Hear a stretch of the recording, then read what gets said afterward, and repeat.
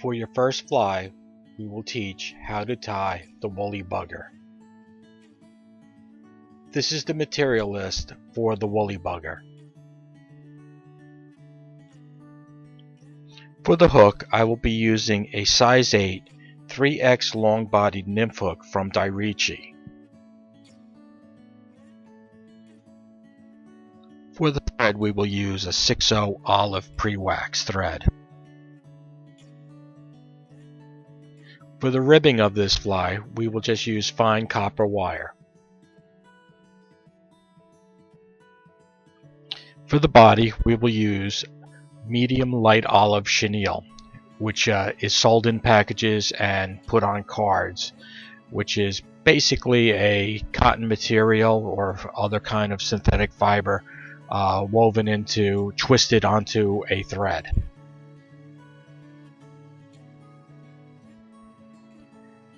Next is the dark olive marabou feather. Marabou comes from a turkey. It's the blood feather, and it is very webby and has a lot of action in the water.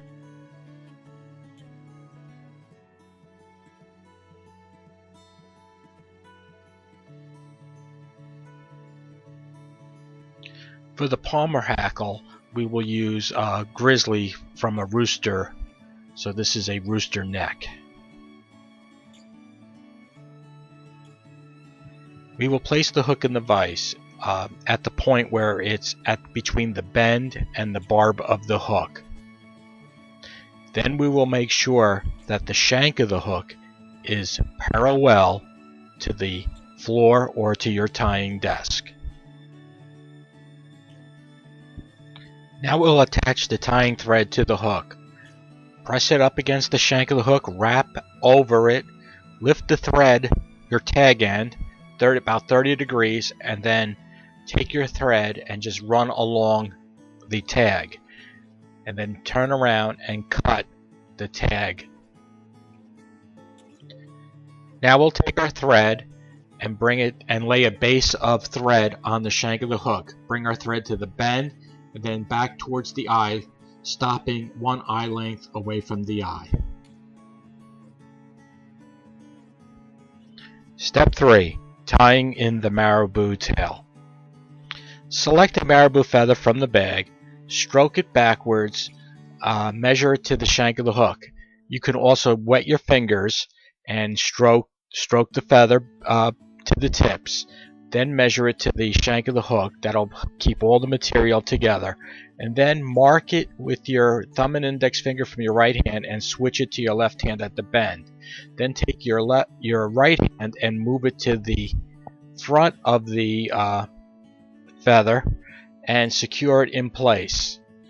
Now trim the excess that's hanging over the eye.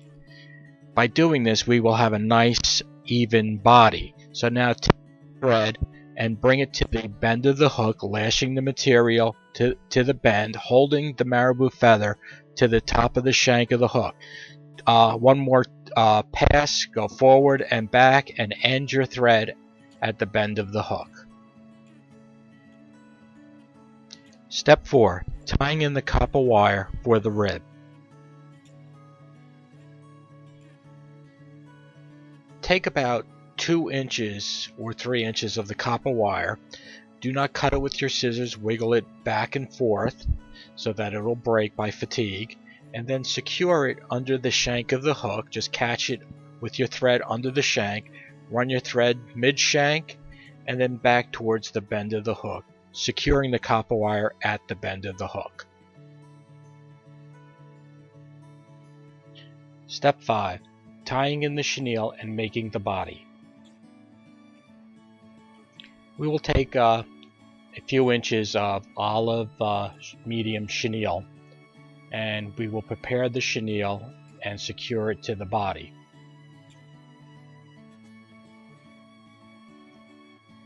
Next, we will take the chenille, and before we tie it at the bend, we're going to strip the chenille from the thread so that we're just tying the thread to the shank of the hook.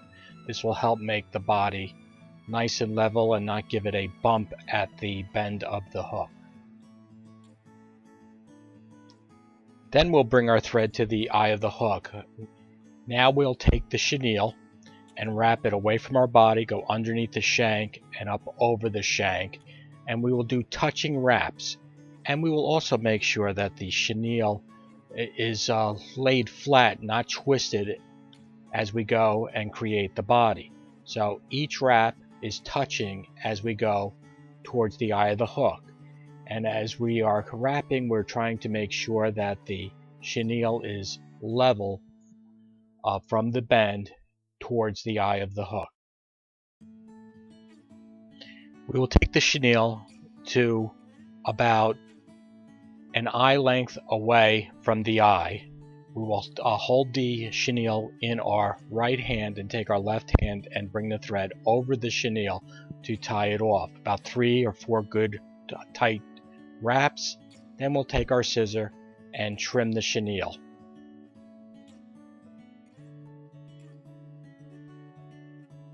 I will take a Grizzly hackle from a rooster neck. You could use a saddle, not a hen. Hen is too webby. When I wrap this around the shank of the hook, the barbs should not extend too far past the point of the hook. Next, I will peel the webby section off this hackle. The webby section, as you can see here, that's the prime section where it's nice and stiff.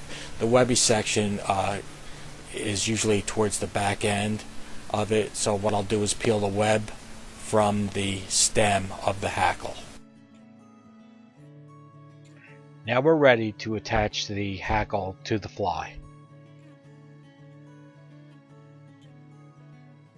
Now we'll secure the hackle in place. What we're going to do now, I'm going to show you that as you bend the hackle around the body, you'll see that the barbs will just extend past the point of the hook by a little bit, such as maybe a half a gap.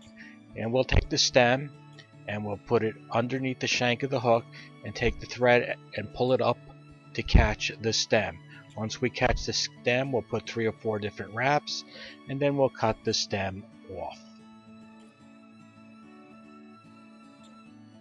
Now we'll take our hackle plier and attach it at the tip of the hackle as shown here. I'm just going to clamp it on, and then what I'm going to do is 2 wraps in the front of the fly right behind the eye, and 1, and here's 2, and now I will start going towards the bend of the hook, but I will do as each wrap as I go towards the bend, it will be equal spacing from the eye to the bend of the hook. We like to try and get about 5 or 6 wraps in there depending on the length of the feather. As you can see, it's nice and even spacing, and I'm getting to the bend of the hook. So my last turn will be at the bend, and I will hold the hackle in place at the bend for the next step. Step 7. Wrapping the copper wire. Now from where we left off holding the tip of the hackle, we're going to take the copper wire, wrap 2 wraps at the bend, trapping the tip of the hackle, and then we're going to wrap the copper wire towards the eye, wiggling it back and forth, trying not to catch the barbs that are sticking out from the chenille, and the copper wire will reinforce the hackle. What we're trying to do once again is nice even spaces, about 5 or 6 wraps over the chenille, and then we will end at the eye of the hook, and we will take the thread and put about 4 good hard wraps at the where we left the copper wire, and then we will helicopter it, wiggling it back and forth until it breaks free. Sometimes it could be a little tough, but just wiggle it back and forth and it will break free. Step 8, we're going to finish the fly. First, we're going to pull the fibers back, wrap a bunch of wraps to form a head right behind the eye, and then we're going to take a half hitch tool and create a half hitch knot right behind the eye. So what we do is we wrap 2 times around the half hitch tool, slide the knot right over the eye. 1, 2, slide it right over. Or you could use a whip finish tool, as I've shown in previous slides. 1, 2. The best way to learn how to do this is really on a bare shank hook. Now what we're going to do is take that hackle tip that is extended at the bend of the hook where we tied off. We'll take it away from the marabou, and then we'll take our scissors and just snip it right on off, trying not to cut too much of the marabou or any of the hackle fibers that are at the bend of the hook. Next, we will take our bodkin, the needle, dip it in head cement and put a drop of cement right at the eye of the hook. This is now the finished woolly bugger.